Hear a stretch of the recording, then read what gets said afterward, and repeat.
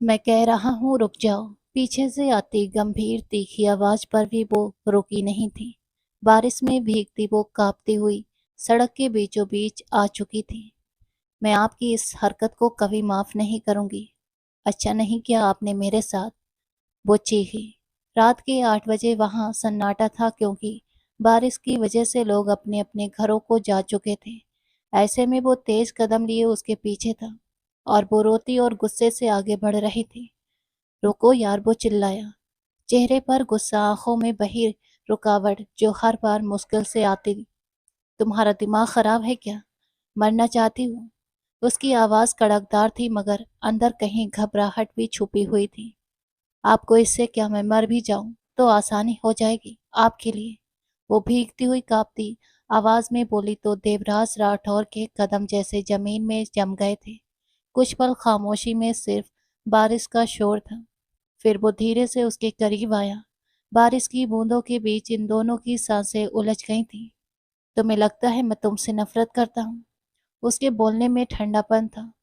कुछ देर पहले आप मेरे साथ जो हरकत कर चुके हैं, इसके बाद यही साबित हुआ है। इसलिए मुझे मेरे हाल पर छोड़ दें। मैं आपकी नौकरी भी छोड़ना चाहती हूँ। वो आगे बढ़ने लगी और बस देवराज राठौर का सब्र यहीं तक था। वो एक झटके से उसका हाथ खींचते उसे अपने करीब कर गया। मुझे लगता था तुम सिर्फ मासूम हो, लेकिन तुम तो बेवकूफ़ ही हो। और जहाँ तक नफरत की बात है, तो मैं तुमसे नफरत नहीं करता। मीरा, मैं खुद से नफरत करता हूँ और मुझे नहीं पता कि मैं वो हरकत, छोड़िए मुझे। मीरा के हाथ कांपने लगे। बारिश के साथ आंसू घुल मिल गए। ना छोड़ूं तो क्या कर लोगी, जबकि तुमसे छुड़ाया नहीं जाएगा और यहाँ कोई छुड़ाने वाला भी नहीं है। वो होठों से मुस्कुराता चुनौती देती आंखों से उसके हाथों को कसकर पकड़े आगे बढ़ा था। मीरा की जान हथेली पर आ गई थी और अगले पल दूर किसी अंधेरे कोने से एक कैमरा फ्लैश हुआ। किसी ने इन दोनों की फोटो ले ली थी। एक ऐसी फोटो जो अगले दिन शायद इनकी जिंदगी में उथल पुथल लाने वाली थी। शहर की सुबह बहुत ही व्यस्त थी मगर मीरा के लिए आज का दिन बाकी दिनों से अलग था। वो धीरे धीरे चलती हुई बड़ी सी इमारत के गेट तक पहुंची थी। ऊंची शीशे से बनी वो बिल्डिंग जैसे घमंड से आसमान को छू रही हो। दरवाजे के ऊपर सुनहरे अक्षरों में लिखा था, Rathore and company contraction. Meera ने अपनी सादा सी शॉल ठीक की और दिल में भगवान का नाम लेकर अंदर कदम रखा था। रिसेप्शन पर बैठी लड़की ने सर उठाकर उसे देखा। जी मैडम, आपका अपॉइंटमेंट है? जी, मैं मीरा शर्मा हूँ, इंटरव्यू के लिए आई हूँ। आवाज़ धीमी मगर साफ थी। ओहो, आपका इंटरव्यू मिस्टर देवराज राठौर के साथ है। रुकिए, मैं खबर कर देती हूँ। रिसेप्शनिस्ट ने फाइल चेक करते हुए कहा तो मीरा की दिल की धड़कन बेकाबू होने लगी थी। देवराज राठौर, वो नाम जिसके बारे में सबने कहा था, बहुत सख्त आदमी है। कोई नियम से जरा सा भी हटे तो नौकरी खत्म। मीरा के दिमाग में वो बातें गूंज रही थी, लेकिन वो आई थी क्योंकि जिंदगी के पास अब कोई दूसरा रास्ता नहीं बचा था। मैडम, आप अंदर जा सकती हैं। वो लड़की की आवाज ने सोचों का सिलसिला तोड़ा तो वो हल्का सा सिर हिलाकर दरवाजा खोलती अंदर दाखिल हुई थी। कमरा बहुत बड़ा और शानदार था। काले रंग की महंगी मेज, दीवार पर घड़ी की टिक टिक और पर्दों से छनकराती धूप की वो हल्की सी गुलाबी चमक बहुत खूबसूरत थी। ऐसे में खूबसूरत कुर्सी पर बैठा देवराज राठौर, सफ़ेद कमीज के बाजू कोहनियों तक मोड़े, कलाई पर काली घड़ी और नजरें फाइल पर झुकी हुई। ये अंदाज ऐसा था जैसे हर चीज उसकी मर्जी से चलेगी। हेलो, मीरा ने धीरे से कहा तो देवराज ने सिर उठाया। नजरों का वो पहला पल जैसे वक्त थम गया हो। बैठ जाइए, उसने छोटे से जवाब में कहा और मीरा के दिल की धड़कनें पल भर को रुक सी गई थी। आपका बायोडाटा है। मीरा ने तुरंत फाइल आगे बढ़ाई। अपने बारे में कुछ बताइए। वो फाइल देखता हुआ बोला, मैंने बिजनेस एडमिनिस्ट्रेशन किया है। और अनुभव देवराज के कागज देखते हुए बात काट कर पूछा और मेरा दिल ही दिल में उसके सख्त बर्ताव पर गुस्सा हुई। 1 साल कस्टमर सपोर्ट में, मगर अब मैं काम बदलना चाहती हूँ। क्यों? फिर सीधा सा सवाल। जिंदगी बदलनी है सर। मैं चाहती हूँ अपने बल पर कुछ बनूं।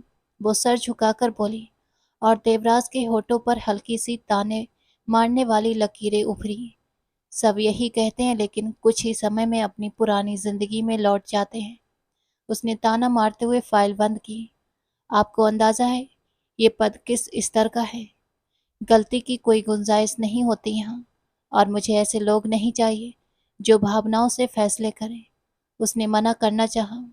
मैं भावनाओं से नहीं, जरूरत से आई हूँ सर, और जरूरत इंसान को बहुत कुछ सिखा देती है। मीरा ने पहली बार सीधा उसकी आंखों में देखा। देवराज ने भी कुछ पल उसे देखा, फिर कुर्सी से टेक लगा ली। उसकी आंखों में अब जानने की हल्की सी चमक थी। दिलचस्प है। जरूरत किस तरह की है? उसे ऊपर से नीचे तक देखते हुए सवाल किया, और मीरा को अजीब सा लगा। मेरी बेटी का सहारा बनना मेरी जरूरत है सर। मीरा के हाथ पसीने से भीग गए थे, और देवराज राठौर हैरान हुआ। वो लड़की देखने में बहुत छोटी सी लग रही थी, यहाँ तक कि उसके फॉर्म पर उसकी उम्र 24 साल थी। क्या आप शादीशुदा हैं? शादीशुदा थी सर, अब मेरा तलाक हो चुका है। वो सर झुका गई। क्यों? आपके पति ने तो आपको रखा नहीं, तो फिर हम कैसे काम पर रखें? उसकी आंखों में आंसू देखकर वो कुछ सख्त कहते कहते रुक गया। दिमाग की यादों में रोती हुई माँ की आवाज सी गूंजी, तुम अपने पापा जैसे मत बनना, जिसने मेरी मासूमियत का फायदा उठाया, मुझे एक बच्चे का बोझ देकर खुद लापरवाह हो गया। तलाक में सिर्फ औरत की गलती नहीं होती, तुम्हारे पापा जैसे मर्द का भी होती है। काश मुझे तुम्हारे पापा जैसे मर्द न मिला होता, तो आज मैं दर्द की ठोकरें न खाती। अपनी माँ के आखिरी शब्द उसकी रूह को चीर गए थे, और इसी पल देवराज ने पेन घुमाते हुए एक फैसला किया। आप कल से काम शुरू कर सकती हैं। वो कोट ठीक करने लगा। मैं चुन ली गई? वो हैरानी और खुशी से बोली थी। अभी ट्रायल का समय है, और मैं यकीन से कह सकता हूँ 3 दिन में या तो आप खुद छोड़ेंगी या मैं निकाल दूंगा। वो बिना किसी अपनेपन से बोला। मीरा के होठों पर एक थकी मगर मजबूत मुस्कुराहट उभरी। शायद आपका यकीन बेयकीनी में बदल जाए सर। उसके जवाब पर देवराज ने हल्की सी मुस्कुराहट दबाई। हम देख लेंगे मिस मीरा, अब आप जा सकती हैं। वो हाथ से बाहर का इशारा कर गया, तो वो सर हिलाती थैंक यू सर कहती बाहर निकल गई, और देवराज राठौर कुर्सी पर बैठा वही फाइल दोबारा खोल रहा था, मगर अब नजरें कागजों पर नहीं, किसी बिना कहे शब्दों पर रुक गई थी। मिस मीरा शर्मा, वो धीरे से अपने आप से बोला। देवराज राठौर के बंगले के बाहर अक्सर हवा के साथ उड़ते पत्तों की आवाज ही सुनाई देती थी। एक बहुत बड़ा घर, मगर ऐसा सन्नाटा जिसके अलावा कुछ भी नहीं था। ऊपर वाले कमरे की खिड़की हमेशा बंद रहती थी। वो कमरा जहां देवराज की मां का साया आखिरी बार देखा गया था। देवराज राठौर ने सिर्फ 18 साल की उम्र में अपनी मां को खो दिया था। पापा एक सफल बिजनेसमैन थे, मगर उसके लिए परिवार सिर्फ एक बोझ था। यही वजह थी कि प्यार शब्द देवराज के लिए अनजान था। उसने अपनी मां को रोते तड़पते और फिर शांत होते देखा था। पापा की बेवफाई और सख्ती ने उसके अंदर प्यार से ज्यादा नफरत भर दी थी। इसके बाद वो मासूम देवराज नहीं, सख्त दिल देवराज राठौर बन गया था। ठंडा, रूखा और इतना सख्त कि ऑफिस के लोग उसकी आहट से कांप जाते थे। उसके घर में अब सिर्फ 2 लोग थे। एक उसकी छोटी बहन अनाविका, जो देवराज की सख्ती के बावजूद उसे हद से ज्यादा चाहती थी। दूसरा उसका कैंसर का मरीज बाप राठौर साहब, जो अक्सर देवराज को समझाने की कोशिश करते कि जो गलती मैं कर चुका हूँ तुम मत करो, मगर देवराज सिर्फ इतना कहता, मैंने वो वक्त देखा है जब मेरे अंदर का एहसास आपने ही मार दिया था, अब मैं चाहकर भी नहीं बदल सकता। देवराज के दिल में किसी के लिए भी नर्म कोना नहीं बचा था, मगर अब किस्मत ने एक नर्म मुस्कुराहट को उसके सामने लाकर खड़ा किया था। वो लड़की जिसके बोलने में नरमी थी, मगर आंखों में एक अजीब सी थकावट थी। वो देवराज के सख्त बर्ताव से घबरा जाती, मगर उसकी खामोशी में एक अजीब सा अपनापन था जिसने देवराज के दिल और दिमाग को बेचैन कर दिया था। स्वागत है मिस मीरा, सर ऊपर हैं, वही आपको विभाग दिखाएंगे। रिसेप्शन की ने मुस्कुराकर कहा, क्या मिस्टर देवराज राठौर? मीरा के गले में जैसे कांटा फंस गया हो। नहीं, वो मालिक नहीं है, उस लड़की ने प्यार से कहा, तो मीरा मुस्कुराहट देते हुए लिफ्ट में चढ़ गई थी। लिफ्ट के अंदर वो बार बार दिल ही दिल में तैयारी कर रही थी कि सर से कैसे बात करनी है और फिर लिफ्ट रुकी, दरवाज़ा खुला और मीरा ने एक गहरी सांस ली। मिस मीरा, घूमना फिरना बाद में होगा, अभी आप देवराज सर से मिलकर सिग्नेचर ले लें। बड़ा अफसर सामने से बोला तो वो सिर हिलाकर देवराज के केबिन के दरवाजे पर हल्की सी दस्तक दे गई। अंदर आ जाइए। देवराज राठौर की भारी और सख्त आवाज आई तो वो अंदर आई। देवराज राठौर मेज के पास खड़ा किसी फाइल पर झुका था। आस्तीनें चढ़ी हुई थीं, बाल हल्के से बिखरे और चेहरे पर वही गंभीरता। आइए मिस मीरा, उसने नजरें उठाए बिना कहा। जी सर, मैं आज से काम शुरू कर रही हूँ, वो हल्के से बोली। ओह, मुझे तो पता ही नहीं था। देवराज ने फाइल बंद करते हुए ताना मारा और पहली बार पूरी नजर उस पर डाली। खड़ूस, वो दिल ही दिल में बोली। ये लीजिए पहली रिपोर्ट, आप शाम तक बनाकर देंगी, कोई गलती बर्दाश्त नहीं होगी।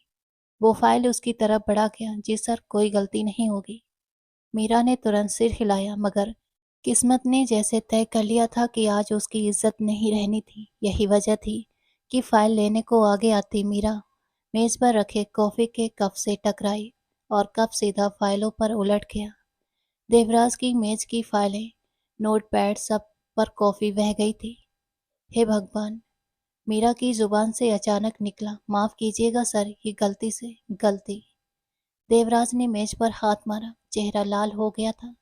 पहले ही दिन आपने ये कर दिया। मैंने कहा था मुझे गलती बर्दाश्त नहीं, वो चिल्लाया था। मैं साफ कर देती हूँ सर। मीरा के होठ कांपे और वो जल्दी से फाइलें संभालने लगी थी।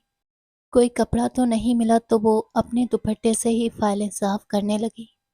देवराज ने हैरत से देखा और दूसरे पल उसका दुपट्टा पकड़ लिया। सर, मीरा हैरान रह गई। क्या तुम पागल हो? तुम दुपट्टे से ये फाइल साफ कर रही हो? तुम्हें लगता है कि ये फाइलें तुम्हारे दुपट्टे से ज्यादा कीमती हैं? वो इस बार थोड़ा नरमी से बोला था। वो लड़की देखने में ही नहीं, सच में काफी मासूम थी। सर, मैं बस इनको साफ करना, मैं देख रहा हूँ। देवराज ने गहरी सांस लेते हुए उसकी बात काटी और दुपट्टा धीरे से छोड़ दिया। मिस मीरा, अगर आपका काम यही घबराहट है तो शायद आप यहाँ ज्यादा दिन नहीं रह सकेंगे।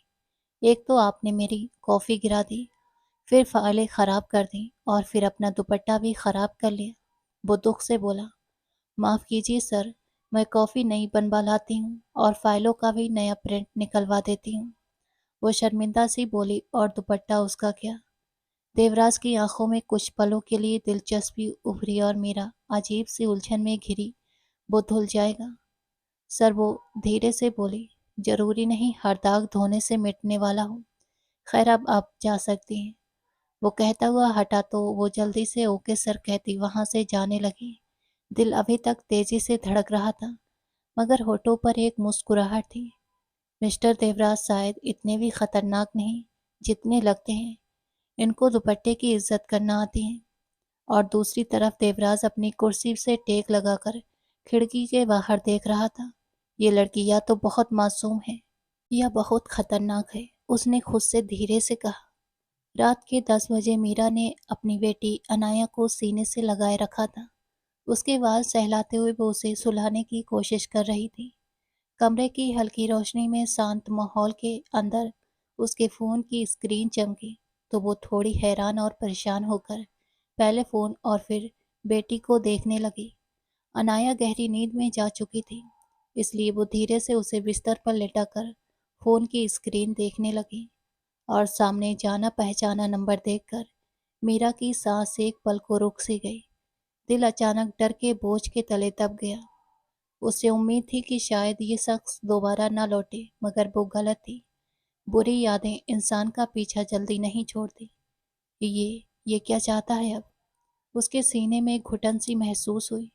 वो कुछ पल फोन को घूरती रही, जैसे चाह रही हो स्क्रीन ही फट जाए। लेकिन तुरंत फिर मैसेज आया। मैं आदित्य हूँ, मुझे तुमसे एक बात करनी है। मीरा के पूरे शरीर में जैसे बिजली सी दौड़ गई थी। मुझे मेरी बेटी का हक चाहिए, क्योंकि मेरी दूसरी पत्नी माँ नहीं बन सकती, इसलिए मुझे मेरी बेटी वापस चाहिए। दूसरा मैसेज पढ़कर उसकी उंगलियां कांप गईं।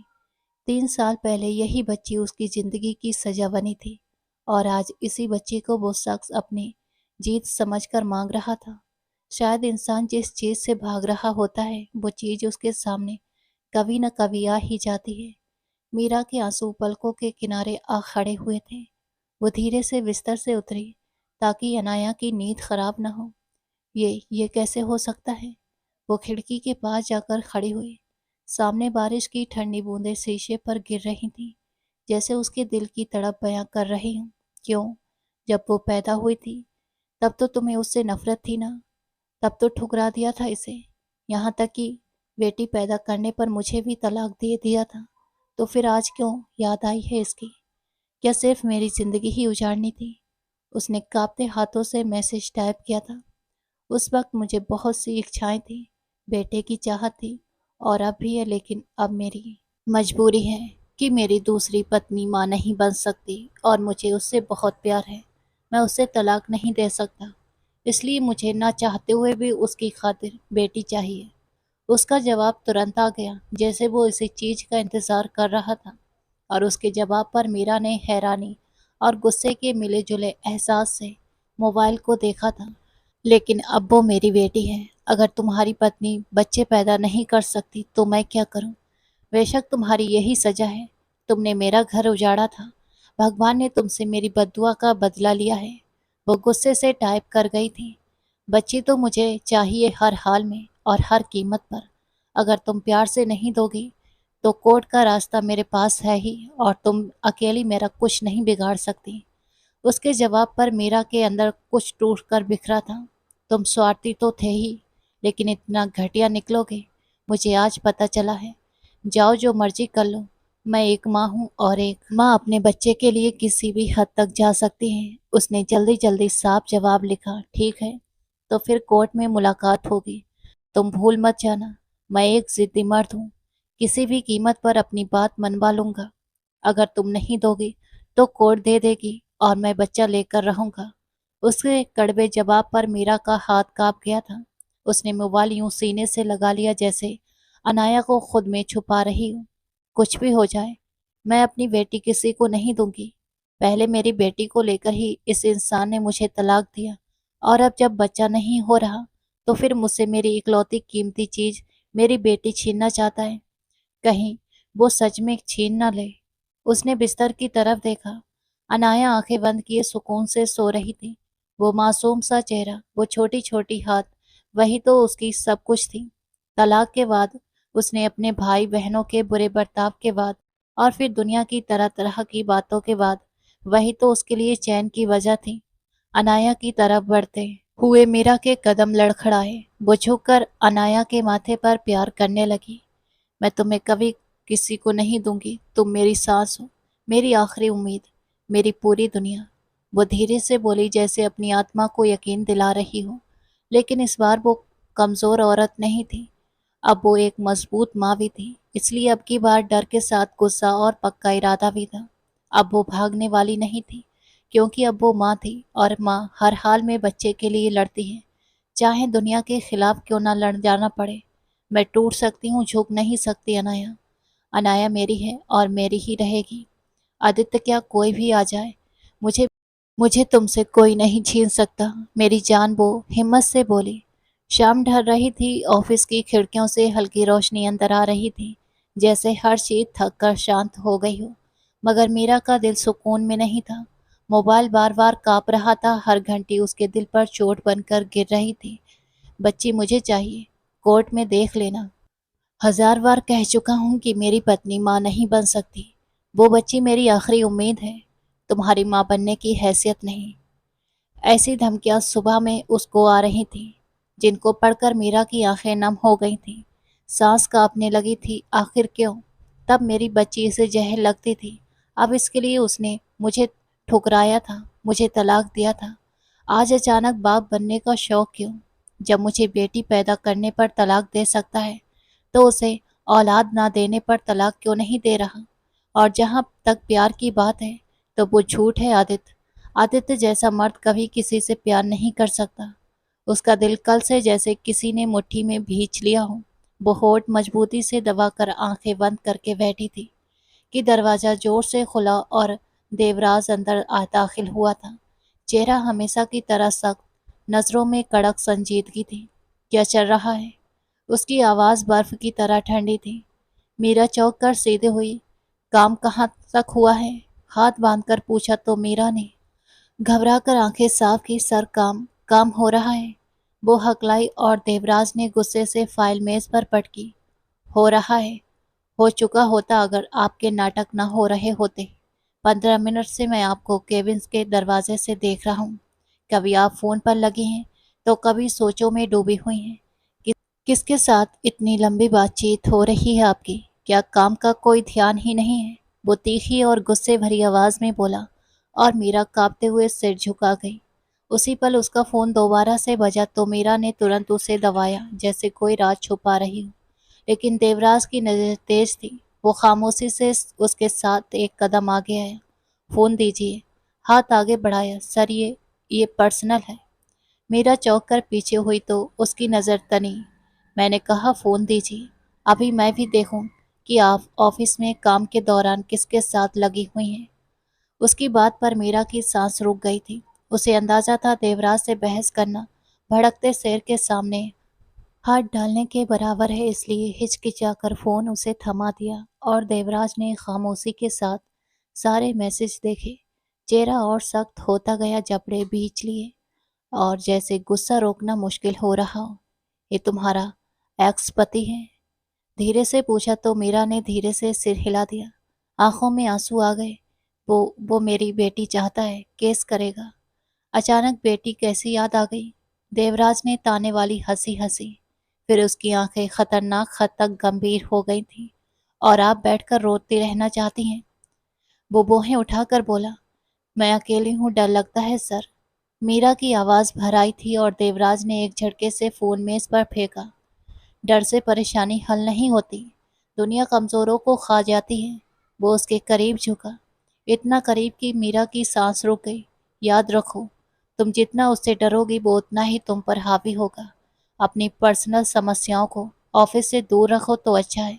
वो भारी और हुक्म देने वाली आवाज में कहकर वहां से चला गया था और मीरा का डर अब गुस्से में बदला।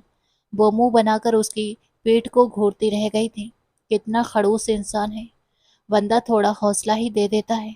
मदद तो चलो क्या करनी है, लेकिन नहीं, ये इंसान कभी किसी के साथ नरमी से बात ही नहीं कर सकता। उसकी पत्नी पता नहीं बेचारी कैसे इसके साथ गुजारा करेगी। वो दिल ही दिल में बोलती वापस काम पर लग गई थी। कितनी गर्मी है, वो अनाया को सीने से लगाए मुंह बनाती बोली थी। उसने कुछ खरीदारी करनी थी, इसलिए अनाया को साथ लिए बाजार जा रही थी। रिक्शे से उतरकर बाजार की तरफ बढ़ी तो सांसें तेज हुई थीं। उसी पल अचानक सामने से एक गाड़ी रुकी और दरवाजा खुला और वही शख्स उतरा जिसने मीरा की जिंदगी तबाह की थी। मीरा, चेहरे पर शैतानी घमंड लिए वो ताना मारते हुए हंसा और मीरा कांप कर इधर उधर मदद के लिए देखने लगी। यही हाल होना था तेरे घमंड का। फिर देख, इन्हीं सड़कों पर आ गई जहां से मैंने तुझे उठाया था। मीरा का दिल धड़का मगर उसने अनाया को मजबूती से पकड़ लिया। रास्ता छोड़ दो, मुझे देर हो रही है। आप आवाज सख्त की मगर वो उसके बहुत करीब आ गया। देर किसके पास जाना है?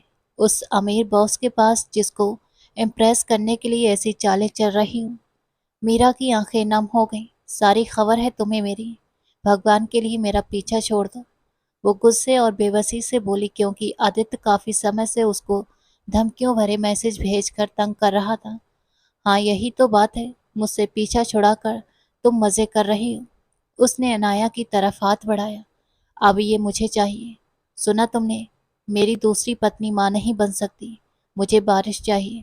ये मेरी बच्ची मेरे घर चलेगी। इसके फैसले पर मीरा का शरीर कांप गया। उसने अनाया को और जोर से सीने से लगा लिया। पागल हो गए हो, ये मेरी बेटी है। तुमने मुझे बेटी पैदा करने पर ही तो ठुकराया था और अब इसे ही ले जाना चाहते हो। वो दुख और गुस्से से चिल्लाई तो आदित्य के माथे की नसें उभर आई थीं। बहुत लंबी जुबान हो गई है तेरी। वो हाथ उठाने लगा। मीरा जल्दी से आंखें बंद करती डर कर चीखी थी, लेकिन अगले ही पल एक तेज आवाज आई, खबरदार। उसने आंखें खोली तो देवराज राठौर का हाथ आदित्य की कलाई थामे हुए था। पकड़ इतनी सख्त थी कि आदित्य का चेहरा लाल पड़ गया। सर, वो बड़बड़ाई, हाथ नीचे रखो वरना तुम्हें ऊपर पहुंचाने में 1 सेकंड नहीं लगाऊंगा। आदित्य ने हाथ छुड़ाने की कोशिश की मगर देवराज ने झटके से उसे पीछे धक्का दिया, जिससे वो लड़खड़ा कर गाड़ी से जा टकराया। औरत पर हाथ उठाने वाला मर्द नहीं होता। और तू तू तो शक्ल से ही कायल लगता है। देवराज एक कदम आगे बढ़ता नफरत से बोला और आदित्य डर गया, जबकि मीरा अब हैरान हो रही थी कि वो इधर क्या कर रहा है। अगर दोबारा इसे या इस बच्ची को छुआ तो हाथ नहीं रहेंगे, समझे। वो उंगली उठाकर बोला तो आदित्य पल भर देवराज को देखता रहा।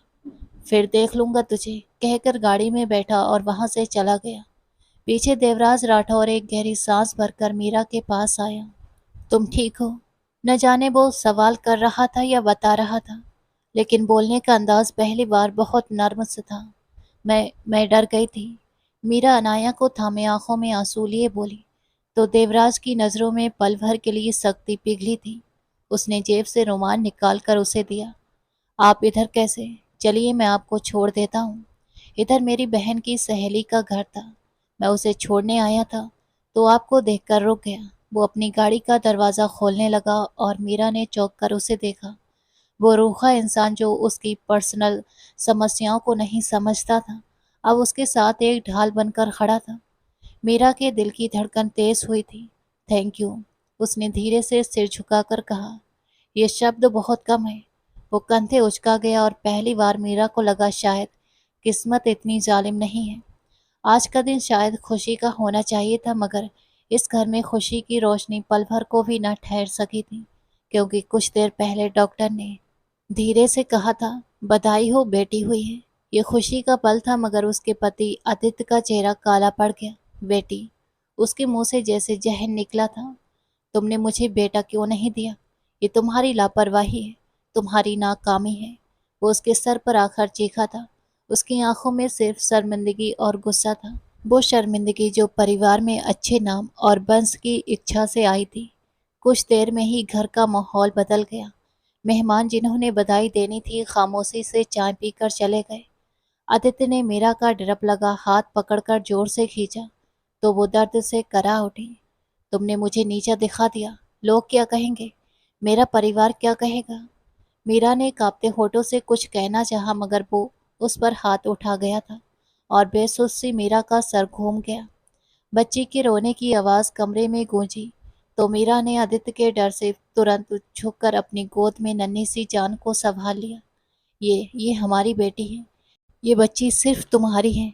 हमारे घर को बेटे की ज़रूरत थी और बेटा देने में तुम नाकाम रही। और फिर उसके मुंह से वो शब्द निकला जो मीरा के दिल में सीधे जा लगे थे, तलाक के। मीरा का दिल जैसे फट गया था। उसने कांपते हुए ना में सिर हिलाया। आप आप ये कैसे कर सकते हैं? मेरा क्या कसूर है? प्लीज़ ऐसा मत कीजिए। वो रोने लगी, लेकिन शब्द जैसे पत्थरों की तरह गिर चुके थे और उनके बीच दबकर मीरा की दुनिया एक पल में शांत हो गई थी। उस दिन वो अपनी बेटी को गोद में लिए माँ बाप के घर पहुंची तो दरवाजे पर पहली नज़र में सबके चेहरे नर्म लगे थे। माँ ने उसे गले से लगाया। पापा ने खामोशी से अंदर आने का इशारा किया। तो कुछ दिनों तक घर में एक अजीब सी खामोशी, हमदर्दी रही थी, जैसे सब उसे दुख के समंदर से निकालने की कोशिश कर रहे हों। बहनें पास बैठती, भाई कभी कभी बच्ची के लिए ज़रूरी सामान ले आता, मगर समय के साथ जब पापा का साया उठ गया तो हमदर्दी सवालों में बदलने लगी। आखिर ऐसा भी क्या हो गया कि पति ने पल भर में छोड़ दिया? बेटी पैदा होने पर कौन तलाक देता है? बेटी ही तो पैदा होनी थी तुमसे। भगवान माफ करे, किस्मत भी अजीब है तुम्हारी। कब तक हम पालेंगे तुम्हारी बच्ची को? कोई काम धंधा क्यों नहीं करती? वो हर बात चुपचाप सुनती रही। माँ कभी कभी आंसू साफ करती और कहती, बेटी बर्दाश्त कर ले, सब समय के साथ ठीक हो जाएगा। मैं जल्द तेरे लिए कोई रिश्ता ढूंढती हूँ, चाहे जैसा मर्जी हो, मगर इज्जत की 2 वक्त की रोटी तो देगा तुझे। मगर समय ने कभी उसका साथ नहीं दिया। दिन गुजरते गए और मीरा ने महसूस किया कि घर के हर कोने में उसके लिए एक अनदेखी दीवार खड़ी हो गई थी। खाने की मेज पर वो आखिरी कुर्सी पर बैठती और बातचीत में उसका जिक्र सिर्फ बोझ की तरह आता था। भाई की पत्नी तो साफ कह देती, हमारे अपने खर्च कम नहीं है, अब कब तक तुम्हें यहाँ रखेंगे? मेरी मानो तो उस 70 साल के बूढ़े से शादी कर लो। उनकी इस बात पर वो घंटों रोई थी और उस रात अपनी बेटी के सोते हुए चेहरे को देखा, वो नन्ही मुस्कुराहट जो हर दिन उसे फिर से जिंदा कर देती थी। और तब उसने फैसला किया कि वो किसी पर बोझ नहीं बनेगी। अगली सुबह उसने पुराने मगर साफ कपड़ों में बाहर का रुख किया था। दुकानों पर, स्कूलों में, दफ्तरों के बाहर हर जगह एक ही जवाब मिला, अनुभव चाहिए। शादीशुदा औरत नहीं चाहिए। या फिर बच्चे के साथ कैसे काम करेगी। वो हर दिन थकी हुई मगर हार न मानने वाली चाल के साथ घर लौटी थी। चेहरा पसीना, आंखों में एक जिद कि एक दिन उसे जरूर मौका मिलेगा। फिर एक दिन उसे एक विज्ञापन नजर आया, जरूरत है office assistant company, Rathore enterprises. ये नाम उसके लिए बस एक मौका था, मगर किस्मत के खेल में यही नाम उसकी जिंदगी बदलने वाला था। उसने अगले ही दिन बेटी को अपनी माँ के पास छोड़ा। दिल में डर भी था, उम्मीद भी थी, लेकिन उस दिन जब वो देवराज राठौर के दफ्तर के दरवाजे के अंदर दाखिल हुई, तो उसे अंदाजा नहीं था कि वो सिर्फ नौकरी करने के लिए नहीं जा रही, बल्कि अपनी जिंदगी के एक नए और खूबसूरत चैप्टर में कदम रख रही है। रात से ही उसकी नन्ही बेटी अनाया बुखार से तप रही थी, और जैसे ही वो ऑफिस के लिए जाने लगी, अनाया का रोना और बढ़ गया था, जिस पर मीरा का दिल जैसे मुट्ठी में आ गया हो। उसने बेबस नजरों से अपनी माँ की तरफ देखा। बेटा, तुम छुट्टी ले लो ना, बच्ची को देखो कैसे जल रही है, उन्होंने धीरे से कहा। तो मीरा ने कुछ देर सोचने के बाद देवराज राठौर को छुट्टी का मैसेज करने का सोचा। दिल के अंदर डर भी था कि अभी पहला हफ्ता है, वो मानेंगे कि नहीं। आखिरकार हिम्मत करके मैसेज भेज दिया और कुछ देर बाद फोन बजा था। स्क्रीन पर देवराज राठौर का छोटा सा जवाब चमका, कोई चांस नहीं, क्योंकि हमारे पास काम का बहुत बोझ है, बस इतना ही, कोई हालचाल नहीं, कोई हमदर्दी नहीं। सिर्फ ठंडे शब्द जो मीरा के दिल में तीर बनकर उतर गए। उसने गहरी सांस ली। अनाया अब भी उसके कंधे पर रो रही थी। बेटा, वो आपके बिना नहीं रहेगी, ले जाओ ना साथ, ऑफिस में शांति से बैठ जाएगी, सर को पता भी नहीं चलेगा, माँ ने नर्म लहजे में कहा। तो मीरा ने थकी आंखों से उन दोनों को देखा। वो ऑफिस के बाहर हाथों में अपनी 3 साल की बेटी अनाया को थामे डरे हुए अंदाज में चल रही थी।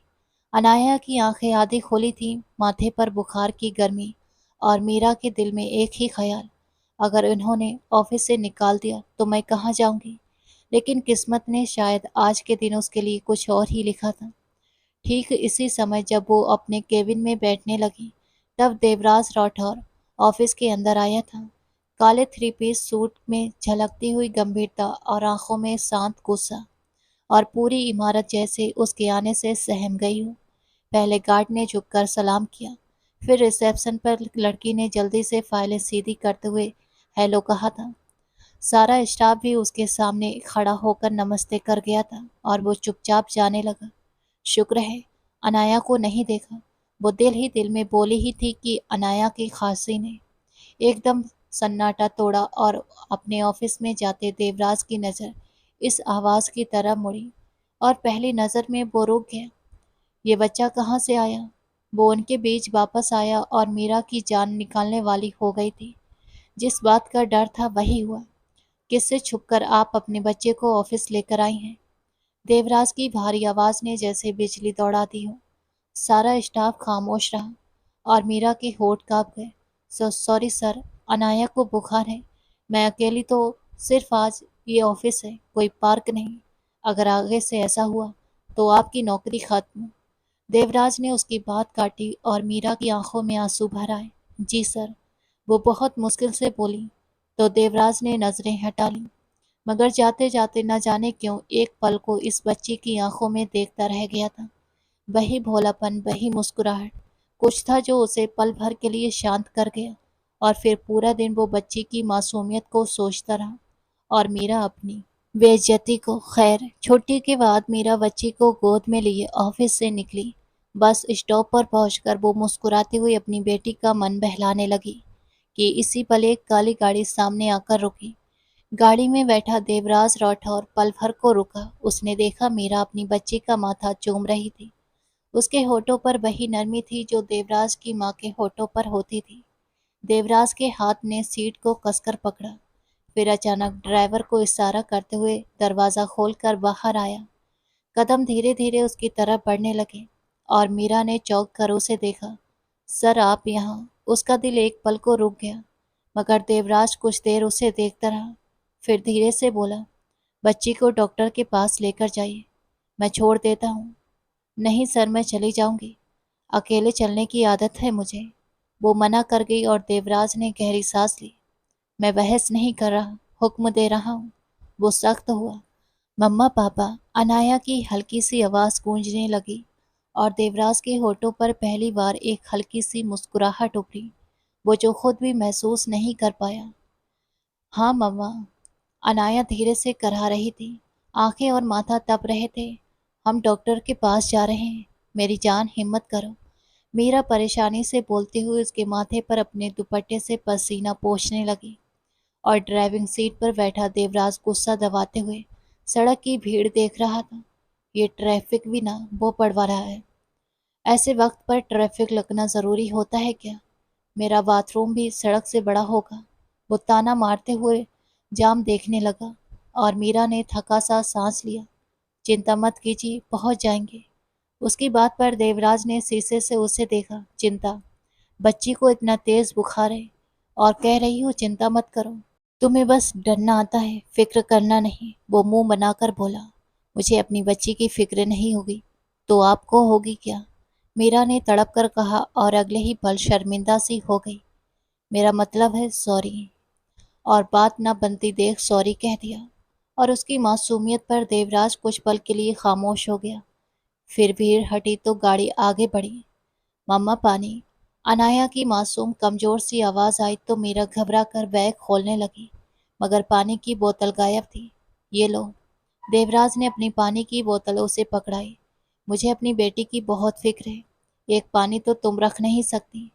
वो उसकी नकल उतारते हुए ही उसे शर्मिंदा कर गया। हर बात में फौजी जैसा अनुशासन। मीरा ने दिल में कहा, लेकिन मुंह पर सिर्फ एक हल्की सी सॉरी निकली। ये लो मेरा बच्चा। वो बोतल अनाया के मुंह से लगा गई तो अनाया ने पानी पीकर फिर अचानक चमक कर देवराज को देखा। मम्मा। वो मीरा का दुपट्टा खींचते हुए देवराज की तरफ इशारा करके कुछ कहने की कोशिश करने लगी। वो 10 साल की हो चुकी थी, इसलिए अब बोलना शुरू कर चुकी थी। ये क्या कह रही है? देवराज ने यूं ही पूछा। ये कह रही है कि आप इतना गुस्सा क्यों करते हैं। मीरा ने अपनी तरफ से बात जोड़ते हुए उस पर ताना मारा तो देवराज सब समझता हुआ होठ भींच गया। अरे गंदी आदत। साथ ही आंखें पूरी खोलकर बच्ची को डरा दिया। देवराज के नाटक देखते हुए एक पल को बेटी को देखकर फिर मीरा को देखने लगा और पहली बार हल्की सी मुस्कुराहट होठों पर दिखाई दी।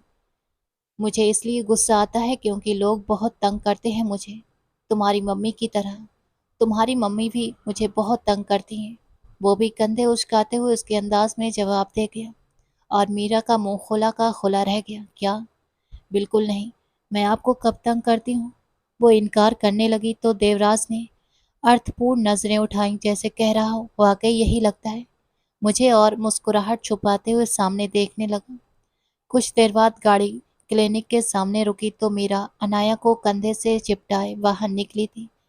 मैं भी साथ चलूं? वो भी बाहर आ गया और मीरा काफी हैरान होते हुए देवराज के साथ अंदर जाने लगी। अरे बेबी को तो बहुत बुखार है, मम्मी पापा परेशान लग रहे हैं। नर्स अनाया का तापमान चेक करके उसको प्यार करते हुए यूं ही बोली। वो दोनों चौंक गए। देवराज का चेहरा ऐसा हुआ जैसे किसी ने ठंडा पानी उसके दिमाग पर डाल दिया हो और मीरा को वैसे ही शर्म से सिर झुकाना पड़ा। सॉरी मिस, मैं अकेली माँ हूँ, अपनी बेटी, और मैं अकेला बाप हूँ। देवराज भी जिद में उसकी बात काट गया और मीरा का मुंह खुला का खुला रह गया। वो शख्स क्या से क्या बनता जा रहा था। समझ गई। नर्स हैरानी सी वहां से चली गई तो दोनों ने एक दूसरे को आंखें छोटी करके देखा। आप आपने इनकी गलतफहमी दूर क्यों नहीं की? वो हैरान होकर बोली और उसकी गोद में लेटी अनाया के उसके बाल पकड़ ली। मैं तुम्हें जवाब देने के लिए मजबूर नहीं हूँ। देवराज ने एक पल के लिए नजरें मीरा पर रखते हुए लापरवाही से कहा। हालांकि आपके पास मेरी हर बात का जवाब होता है। उसकी जुबान फिसली तो देवराज ने उसे घूरा। मजाक कर रही हो या उड़ा रही हो? वो होठ भींच कर बोला। लेकिन वो खामोश रही कि क्या पता वो कब गुस्से से फट पड़े।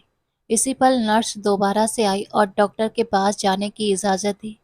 वो दोनों सर हिलाकर अंदर जाने लगे। कुछ पल डॉक्टर ने बच्ची को देखकर जांच की, बुखार चेक किया और फिर इंजेक्शन निकाल लिया। और उसके हाथ में इंजेक्शन देकर मीरा की सांस अटक गई।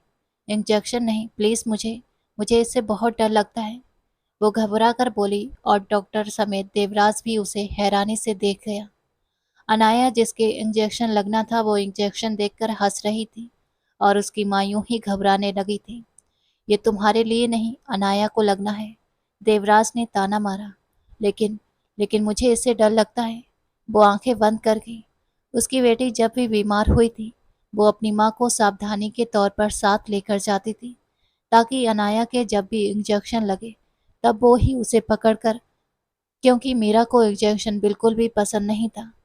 इनकी नॉर्मल डिलीवरी हुई थी या ऑपरेशन? डॉक्टर ने देवराज को मीरा का पति समझकर मुस्कुराते हुए सवाल किया था तो देवराज का मुंह खुला रह गया। मीरा का भी शर्म से बुरा हाल होने लगा। मुझे लगता है नॉर्मल डिलीवरी थी, इसलिए इंजेक्शन वगैरह बहुत कम ही लगे हैं इन्हें, वो अपनी तरफ से बात बना गया जो कि ठीक थी। अब ये तो नहीं कह सकता था कि उसे क्या पता, फिर डॉक्टर उसका रिश्ता पूछता और एक अलग कहानी खुलती। इसलिए वो उनकी गलतफहमी दूर नहीं कर गया। और मीरा उसका ये रूप देखते हुए और भी हैरान हो रही थी। वो सख्त दिल खड़ूस सा बॉस आज कितना अपना अपना सा लग रहा था। चलिए फिर आप अपनी पत्नी को संभालिए, हमें बच्ची को इंजेक्शन लगाने दीजिए। डॉक्टर मुस्कुराकर बच्ची के पास आकर इंजेक्शन लगाने लगा। और जैसे ही इंजेक्शन लगा अनाया रोने लगी और उसे देखकर मीरा का रोना भी शुरू हो गया। हिम्मत रखो यार, देवराज ने मीरा का हाथ पकड़कर बोला, क्योंकि अनाया अब अपना रोना भूलकर अपनी माँ की रोनी सूरत को हैरानी से आंखें फाड़कर देख रही थी। इससे कुछ नहीं हुआ, अब ठीक हो जाओ डरपोक लड़की। वो यूं ही मुस्कुराया और मीरा ने इस सख्त पत्थर दिल आदमी की आंखों में पहली बार नरमी देखी थी। फिर उसने अनाया को देखा जिसने एक सेकंड के लिए हल्का सा मुंह बनाया, फिर उसकी आस्तीन पकड़कर खिलखिलाकर हंसते हुए भूख तलाश करने लगी थी। बहुत अच्छे, बहुत अच्छे, देवराज ने जैसे सुकून की सांस छोड़ी हूँ। बच्ची को दूध पिला दीजिए, इसे भूख लगी है, डॉक्टर ने सर झुकाकर मुस्कुराते हुए कहा। तो वो शर्मिंदा सी अनाया को थपथपाती हुई कंधे से लगा गई। आप दूध की बोतल को साथ लेकर नहीं आई हैं? देवराज ने यहाँ तो कोई रिएक्शन नहीं दिया, फिर मीरा को एक ऐसी नज़र से देखा जिसमें अपनापन और शायद थोड़ी सी दिल लगी थी। फिर क्लिनिक से बाहर निकलकर गाड़ी की सीट खोलता उसे बैठने का इशारा कर गया। बच्ची अब भूख से रोने लगी थी। मैं इधर किसी काम से जा रहा हूँ, 15 मिनट लगेंगे, गाड़ी लॉक कर रहा हूँ, इसलिए तुम आराम से बेबी को दूध पिला दो। वो नजरें चुराकर कहता वहां से चला गया और मेरा थैंक यू के एहसास से घिरी उसकी पीठ देखकर रह गई थी। कुछ लोग जिंदगी में देर से आते हैं मगर सही समय पर आते हैं, उसने दिल ही दिल में कहते हुए अपनी बेटी के मासूम चेहरे को देखा। दिल में हल्की सी हलचल हुई। बगले में इतनी खामोशी थी कि चम्मच के हल्के से गिरने की आवाज भी गूंजती हुई महसूस हो रही थी। देवराज खाने की मेज पर बैठा मोबाइल के मैसेज देख रहा था, चेहरे पर वही सख्ती जैसे मुस्कुराना भूल चुका हो। सामने नाश्ता रखा था मगर हाथ नहीं बढ़ाया। न भूख थी ना ही ख्वाहिश थी, बस एक आदत थी वक्त पर सब कुछ करना। इसी पल अपनी नींद से भरी आंखों के साथ सीढ़ियां उतरती हुई आई थी। भाई आप आज की रात भी ऑफिस से लेट आए? वो बोली कुछ फाइलें थी, खत्म करनी थी। देवराज ने ऊपरी तौर पर उसे देखा तो अवनी ने ठंडी सांस भरी। आपको कभी आराम की फिक्र नहीं होती? माँ होती तो बस अपनी। देवराज ने कुर्सी से पीठ लगाते हुए उसे टोका था। माँ का नाम लेकर हर बात की वजह मत ढूंढो, कुछ चीजें समय के साथ खत्म हो जाती हैं। उसके सख्त बर्ताव पर अवनी की आंखों में आंसू आ गए। समय सब कुछ नहीं खत्म करता भाई, कुछ यादें समय के साथ और चुभने लगती हैं। अपने पापा की आवाज पर वो शांत हो गया। मैं तुम्हें हमेशा प्यार से समझाता आया हूँ, लेकिन इस बार बहुत समय बाद दोबारा सख्ती करूँगा।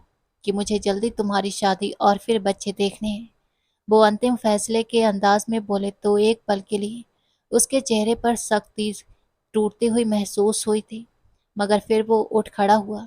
इतनी जल्दी शादी और बच्चे चाहिए तो किसी बच्चे वाली से ही कर लेता हूँ शादी, ताकि एक साथ आपको दोनों खुशियाँ मिल जाएं। वो ताना मारता हुआ रुक गया। दिमाग की यादों में मीरा शर्मा का चेहरा सामने आया था। बहुत अच्छा आइडिया है भाई। अवनी हंसी। नहीं, मुझे तुम्हारे बच्चे देखने हैं। वो सर ना में हिलाते हुए मना कर गए और देवराज चुप सा हो गया। भाई परेशान हो गए हैं कि इतनी जल्दी कैसे होगी। अवनी फिर हंसी। परेशानियां हमारे परिवार की देन है, इसलिए मैं इसे आगे नहीं बढ़ाना चाहता। इसलिए मैं शादीशुदा नहीं हूँ। वो कहता हुआ वहां से निकल गया।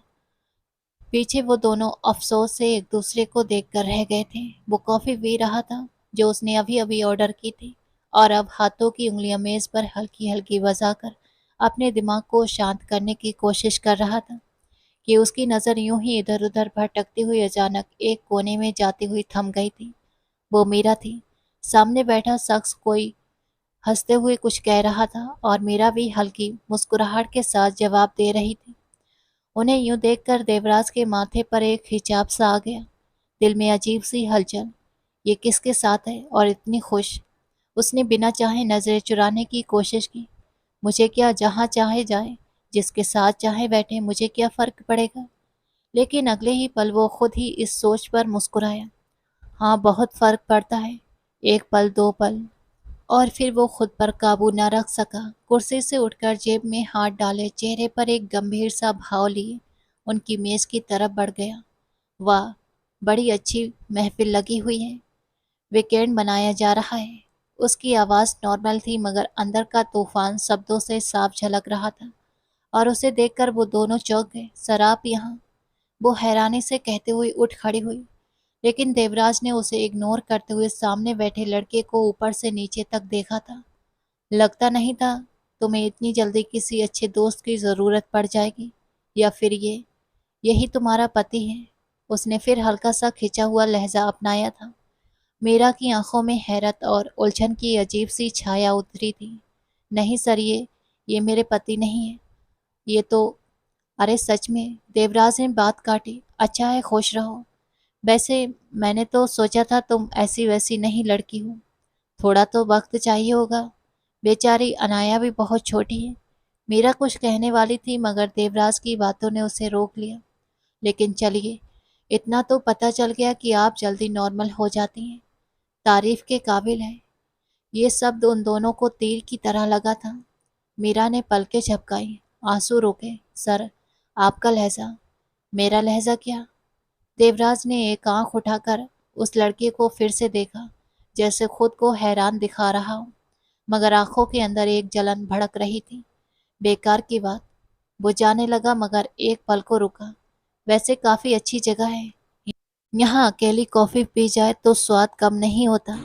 मीरा के गालों पर आंसू एक एक करके बहने लगे, और देवराज ने जब उसके चेहरे पर आंसू देखे तो दिल में न जाने क्यों दर्द हुआ। आपने बोल लिया। सर, आप सुनिए।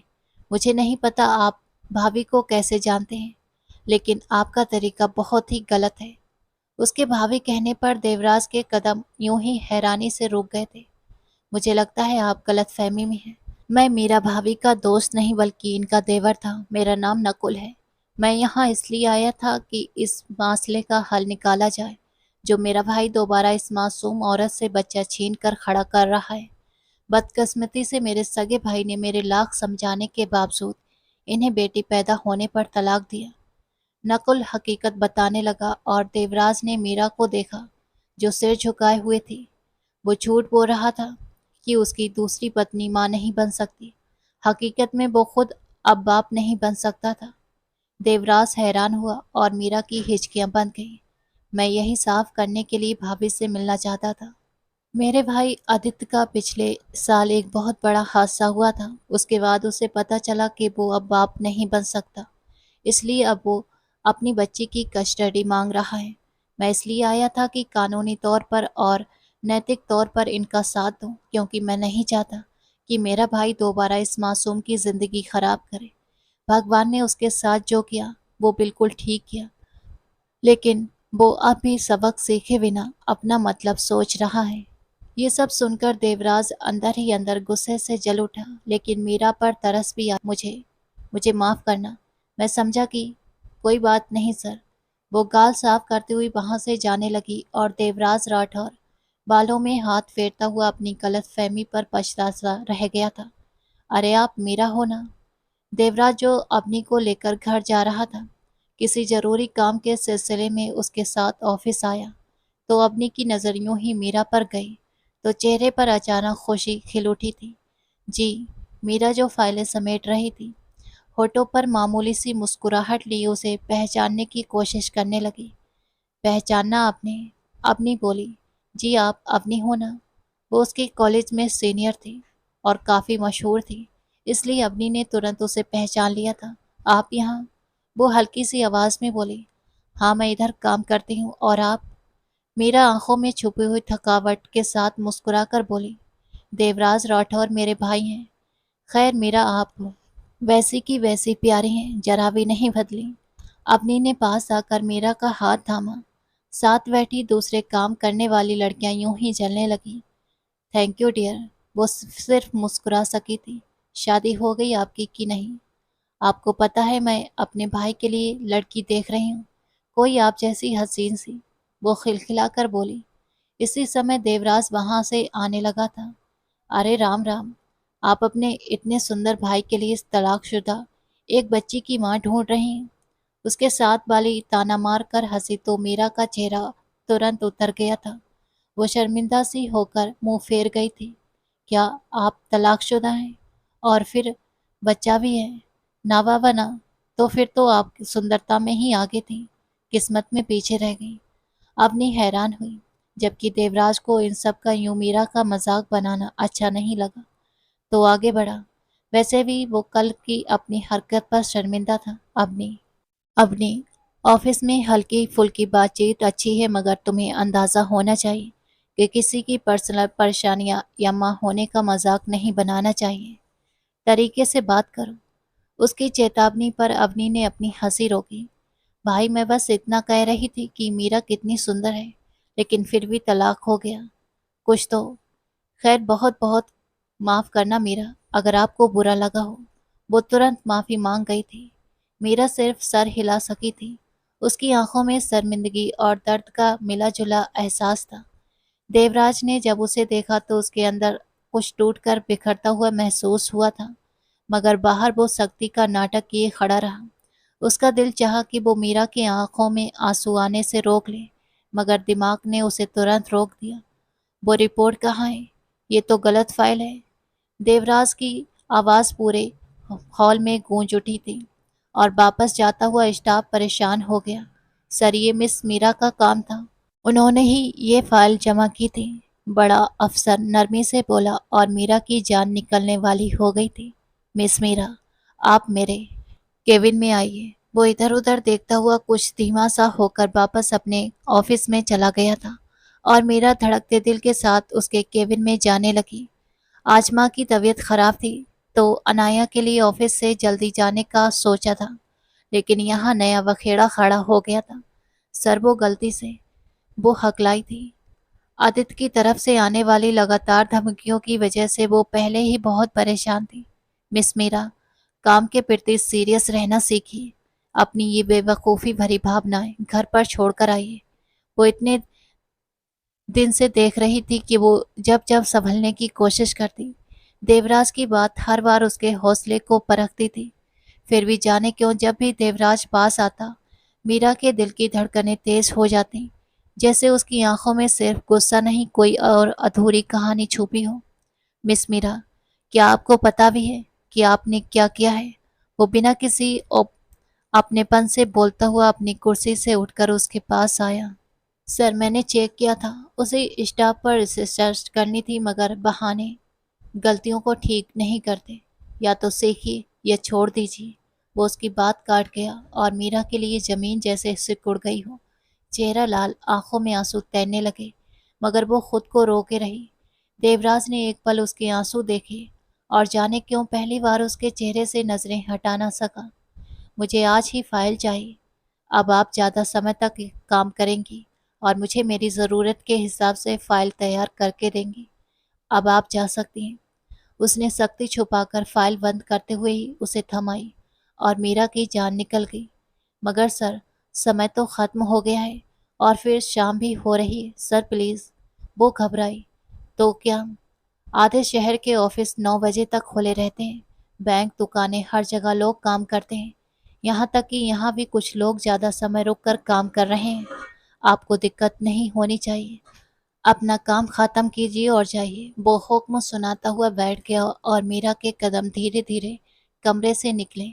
देवराज की नज़र दरवाजे तक उसका पीछा कर रही थी। फाइल इतनी भी ज़रूरी नहीं थी, मगर आज देवराज राठौर का दिल मीरा को और देखने का कर रहा था।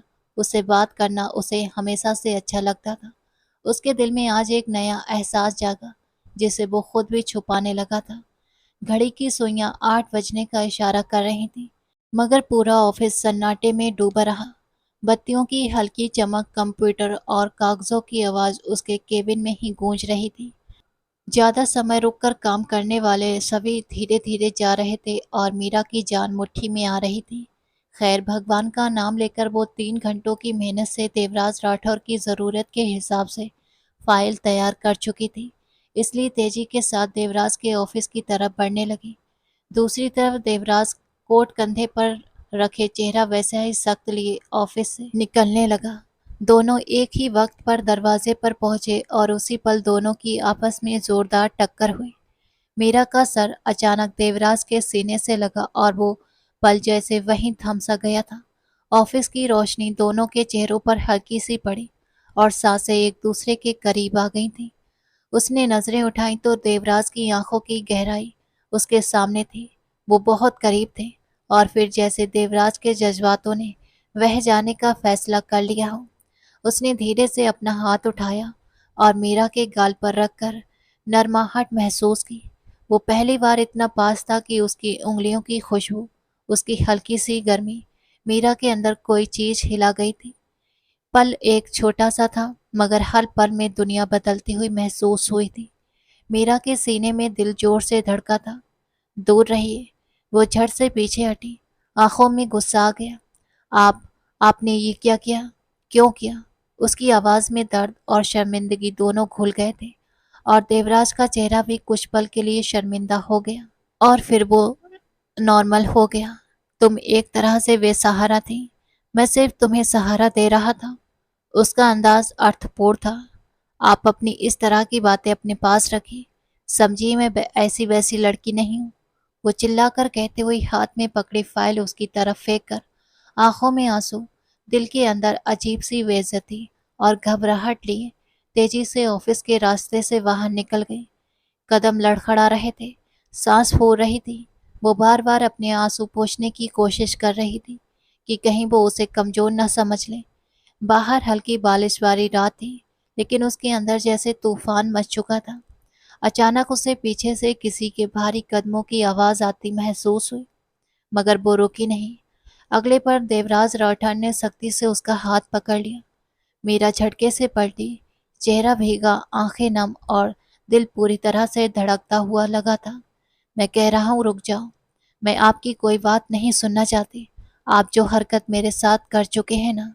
उसके बाद वो उसे अच्छी खासी सुनाने लगी।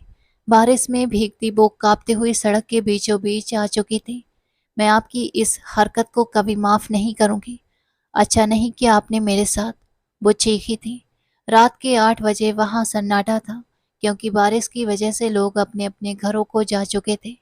ऐसे में वो तेज कदम लिए उसके पीछे था और वो रोती हुई गुस्से से आगे बढ़ रही थी। रुको यार, वो चिल्लाया, चेहरे पर गुस्सा, आंखों में वही रुकावट जो हर बार मुश्किल से आती थी। तुम्हारा दिमाग खराब है क्या? मरना चाहती हूँ? उसकी आवाज़ कड़कदार थी, मगर अंदर कहीं घबराहट भी छुपी हुई थी। आपको इससे क्या? मैं मर भी जाऊं तो आसानी हो जाएगी आपके लिए। वो भीगी हुई कपकपाती आवाज़ में बोली। तो देवराज के कदम जैसे जमीन में जम गए थे।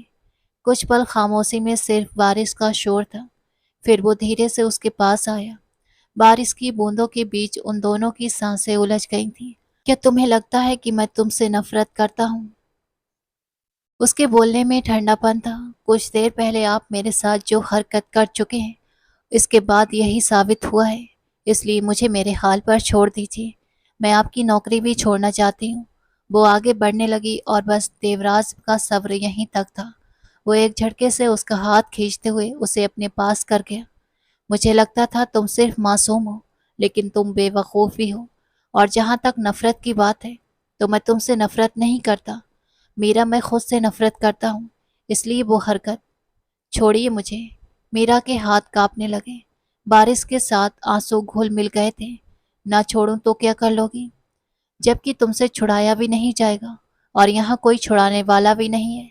वो होठों से मुस्कुराता, चुनौती देती आंखों से उसके हाथ को कसकर पकड़े आगे बढ़ा। मीरा की जान हथेली पर आ गई थी और अगले पल दूर किसी अंधेरे कोने में कैमरा फ्लैश हुआ था। किसी ने इन दोनों की फोटो ले ली थी। एक ऐसी फोटो जो अगले दिन शायद इनकी जिंदगी में हलचल लाने वाली थी। लेकिन इस सब से अनजान देवराज उसकी सफाई देता हुआ उसके पास बहुत आ खड़ा हुआ था। आंखों में पहली बार वो सख्ती नहीं थी, बल्कि कोई अजनबी परेशानी, जैसे उसे खुद भी समझ नहीं आ रही हो। उसी पल दूर एक मोबाइल की फ्लैश चमकी। कोई शख्स पेड़ के पीछे इनकी फोटो बना रहा था। और अगले दिन सोशल मीडिया और लोकेशन खबरों पर मुख्य समाचार फैल गए थे। देवराज राठौर का मामला, सेक्रेटरी के साथ गुप्त मुलाकात, अफेयर उजागर, और ऐसी खबरें पढ़ती मीरा का दिल दहल गया था। ये क्या हो गया? देवराज के माथे पर भी चिंता की लकीरें उभरी थी। मोबाइल उसके हाथ में लगातार बज रहा था। मीडिया के फोन, हर तरफ हंगामा, मगर इस सब से बढ़कर बुरी खबर इसके अगले दिन सामने आई थी, जब आदित्य ने सोशल मीडिया के इसी मामले के साथ अपनी बेटी के अधिकार के लिए कोर्ट में केस दर्ज कर दिया था। मीरा नैतिक तौर पर ठीक नहीं थी। बच्ची इसके पास सेफ नहीं है। केस के कागज देखते ही मीरा के हाथ कांपने लगे। दुनिया पैरों तले हिलने लगी थी। ये सब आपकी वजह से हो रहा है। उसे मौका मिल गया है। उसने देवराज राठौर से बहुत दुख भरा शिकवा किया था, जिस पर देवराज ने उसे दया भरी नजरों से देखा।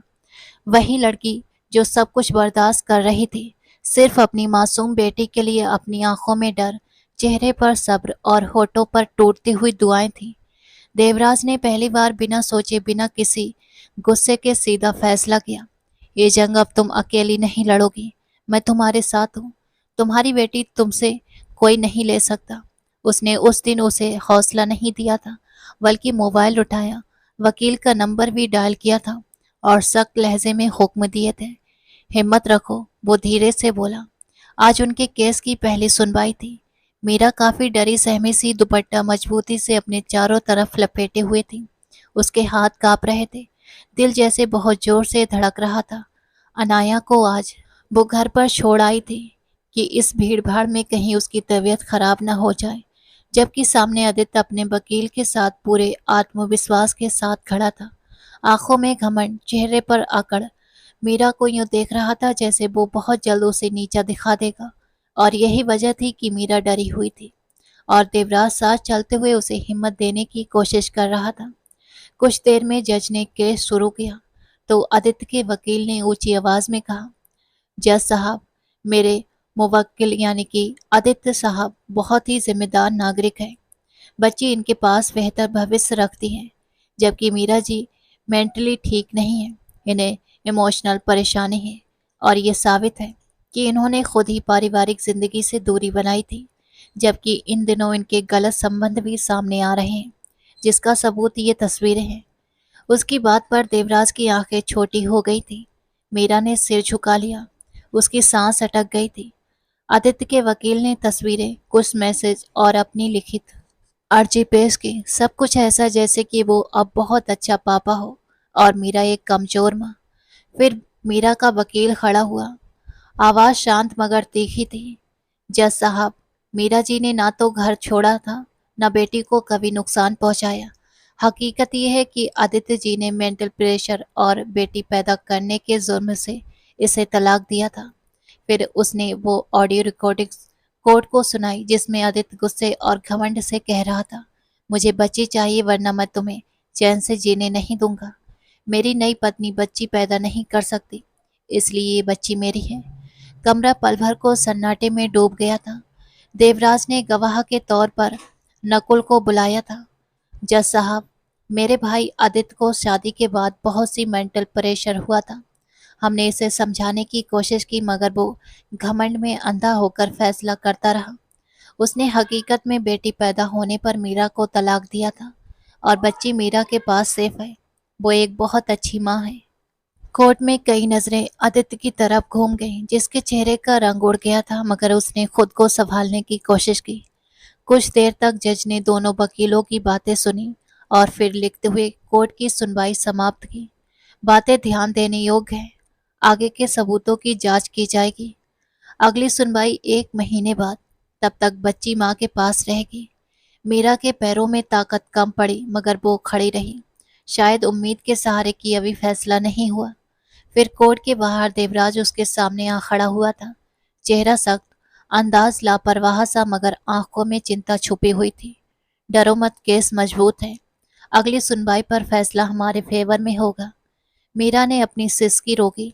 मैं थक गई हूँ सर, मुझे डर लगता है। वो रोने लगी तो देवराज ने गहरी सांस ली, जैसे अपने सब्र का बांध तोड़ रहा हो। ये जंग तुम अकेले नहीं लड़ रही हो, समझी। उसके शब्द कम थे मगर असर बहुत ज्यादा था। मीरा बस उसे देखती रह गई। पता नहीं वो शख्स धूप था या छांव। 2 महीने बीत गए जैसे 2 साल बीत गए हों। हर तारीख, हर सवाल, हर आरोप और मीरा के चेहरे पर थकावट मगर इज्जत और हिम्मत बनी रही। आज कोर्ट में आखिरी सुनवाई थी। माहौल में सन्नाटा था, जैसे सब किसी अंतिम फैसले के इंतजार कर रहे हों। कुछ ही देर के बाद जज ने फाइल बंद की, चश्मा उतारा और सबकी तरफ देखा। कोर्ट के मुताबिक बच्चे के मां ने किसी गलत काम में हिस्सा नहीं लिया है। मीडिया पर फैलाई गई खबरें झूठी और कैरेक्टर खराब करने वाली साबित हुई हैं। मीरा की सांस रुक सी गई थी। दिल तेजी से धड़कने लगा। बच्ची जब तक बड़ी नहीं हो जाती, बच्ची का हक माँ के पास रहेगा, क्योंकि सबूत ये साबित करते हैं कि बच्ची का पापा गैर जिम्मेदार इंसान है। तलाक की वजह बच्ची ही थी, क्योंकि बच्ची अभी बहुत छोटी है, 2 साल की है, तो उसे माँ की ज़रूरत ज़्यादा है। इसलिए बच्ची बड़ी होकर खुद अपने फ्यूचर का फैसला करेगी। शब्द जैसे आसमान से राहत की तरह गिर रहे हों। मीरा की आंखों में आंसू आ गए। उसने होठ दबाए ताकि उसकी रोने की आवाज़ बाहर ना निकल जाए। पीछे बैठा आदित्य झटके से उठता हुआ चिल्लाने लगा, ये नाइंसाफ़ी है, ये नाइंसाफ़ी है। उसके वकील ने उसका हाथ खींच लिया। शांत रहिए, फैसला हो चुका है। लेकिन वो गलत बातें बोलने लगा। कुछ दूरी पर देवराज शांत खड़ा था। उसकी मुट्ठियां बंद थीं, शायद गुस्से से नहीं, उस तसल्ली से जो अपना फर्ज पूरा करने के बाद आती है। मीरा ने छुपकर उसे देखा, दिल में खामोश थैंक यू से शब्द गूंजता हुआ। और फिर कोर्ट से बाहर निकलते हुए मीरा अपनी फाइल सीने से लगाए चल रही थी। हाथ पैर अभी भी कांप रहे थे मगर दिल हल्का हो चुका था। जिल्लत, बातें, इल्जाम, सब कुछ गुजर चुका था। बाहर धूप हल्की थी, जैसे दुनिया बदल गई हो। जबकि दूसरी तरफ देवराज कुछ कदम दूरी पर खड़ा था। उसकी नजरें मीरा और उसकी बेटी पर थीं। बच्ची सुकून से मीरा की गर्दन के चारों तरफ हाथ डाले सो रही थी और ये उसकी आंखों का खिंचाव ही था कि मीरा के कदम रुक गए।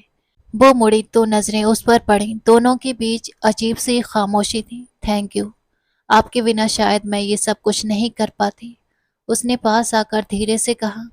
तो देवराज ने नजरें उससे हटाकर आसमान की तरफ देखा, जैसे भावनाएं छुपाने की कोशिश कर रहा हो। तो तुम्हारे हिसाब से ये केस जीतकर तुमने जिंदगी जीत ली है? उसके पूछने पर मीरा मुस्कुरा न सकी, हालांकि आंखें भर आईं। मेरी बच्ची मेरे पास है, बस यही काफी है, वो छोटे से जवाब में बोली। तो देवराज ने एक पल को उसे देखा, बहुत शांति से, बहुत गहराई से। फिर नर्म आवाज में बोला, तो तुम्हें लगता है अब तुम सेफ हो, अब कोई तुमसे कुछ नहीं छीन सकता? आपकी इन बातों का क्या मतलब है? वो चिढ़ गई। मेरे घर वालों को मेरी शादी और बच्चे देखने हैं। वो फिर रूखेपन से बोला, तो मैं क्या करूं? वो न जाने क्यों हकलाई थी। तुम्हें नहीं लगता कि हमें इस विवाद को एक्सेप्ट कर लेना चाहिए? वहां तो पैसे वगैरह देकर केस जीत लिया, लेकिन अपने लेवल पर हमें इस चीज का सोचना चाहिए। वो बिना देखे मुस्कुराया तो वो हैरान हुई। हैरान मत हो, कोर्ट के फैसलों में सालों लग जाते हैं, और मुझे शादी से पहले तुम्हारे चेहरे पर मुस्कान देखनी थी, इसलिए केस जल्दी सुलझवा दिया। वो मुस्कुराता हुआ धीरे से अनाया को उसके कंधे से अपने कंधे पर ले गया और वो बहुत ध्यान से उसे देखती रह गई। वो शख्स कितना छुपा रुस्तम निकला था। किसकी शादी से पहले? जाहिर है हमारी। मुझे पहले दिन ही तुम में मेरी माँ की झलक नजर आई थी। तुम्हारे ख्याल में इतने बड़े और अनुभवी लोगों के होते हुए तुम्हें काम पर रखूंगा? कभी नहीं डियर। तो मुझे पर्सनल पसंद आई थी, इसलिए पर्सनल असिस्टेंट बनाया था। इसके बाद जो कुछ हुआ, मुझे तुमसे पहले पहला हमदर्दी महसूस हुई, लेकिन फिर वो हमदर्दी अपनेपन में बदली और आज शादी के लिए प्रपोज में बदल चुकी है। तो प्लीज मुझे बताओ, क्या तुम मुझसे शादी करोगी? क्या तुम मुझे अनाया का पापा बनाओगी? वो हाथ आगे कर गया और मीरा उसके अनोखे अंदाज पर हल्का सा मुस्कुरा गई। उसकी परेशानियां एक साथ हुई हुई खत्म हो जाएंगी। उसे यकीन नहीं आ रहा था। आप पछताएंगे तो नहीं कि एक मेरी नरमी का गलत फायदा उठाते हुए ऐसे सवालों से बचो, वरना सबके सामने उठाकर ले जाऊंगा। तुम पसंद हो और रहोगी। यहाँ तक कि तुमसे ज्यादा मुझे अनाया पसंद है। तुमसे शादी करने पर पछता सकता हूँ, लेकिन इसका पापा बनने पर कभी नहीं पछताऊंगा। वो हंसता हुआ अनाया के माथे पर प्यार करके बोला और मीरा खुशी से भगवान का शुक्रिया अदा करने लगी। उसकी बेटी को पापा मिल रहा था। उसे इससे बढ़कर और क्या चाहिए था? वो मना करके भगवान को नाराज नहीं करना चाहती थी। और उस दिन कोर्ट के बाहर फैसला सिर्फ केस का नहीं हुआ था, बल्कि किस्मत ने दोनों के दिलों में खामोशी से एक रिश्ता लिख दिया था। दोस्तों, स्टोरी कैसी लगी कमेंट सेक्शन में ज़रूर बताना। स्टोरी पसंद आई हो तो प्लीज़ लाइक करना।